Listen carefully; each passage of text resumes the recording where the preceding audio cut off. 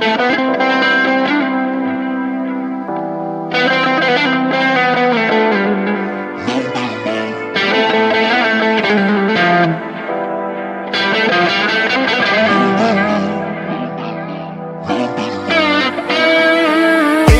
bir saf bir qəddar, bir gün qıfılda bir gün açar, durğunken birden daşar dinmez.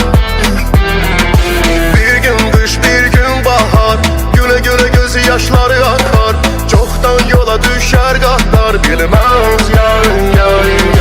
Birileri yazır birileri okuyur, birileri sökür birileri tokuyur, biri çırpılır birisi tokunur, biri alışarken biri soyuyur. Ben bilmem nifretimle eyni sevmem, hislerimi qətl ettirmərəm. Ben bilmem nifretimle eyni sevmem, hislerimi qətl ettirmərəm. Ben bilmərəm.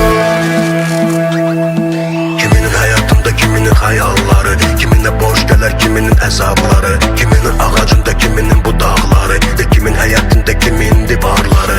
Bəzən son nəfəsin ağrıları son olur, bəzən haykırışın mahnılarda fon olur. Hər günün eynidir şablon olur, bəzən də çarə telefon olur.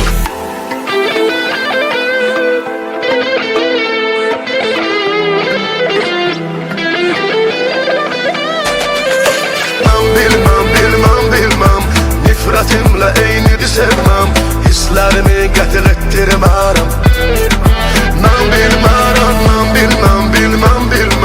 nifretimle eyni sevmem, hislerimi qətl ettirmərəm. Ben bilmərəm. İnsan bir saf bir qəddar, bir gün qıfılda bir gün açar, durğunken birden daşar dinmez. Bir gün kış bir gün bahar, güle güle gözü yaşları akar, çoktan yola düşer qatlar bilmez. Birileri yazır birileri okuyur, birileri sökür birileri tokuyur, biri çırpılır birisi tokunur, biri alışarken biri soyuyur. Ben bilmem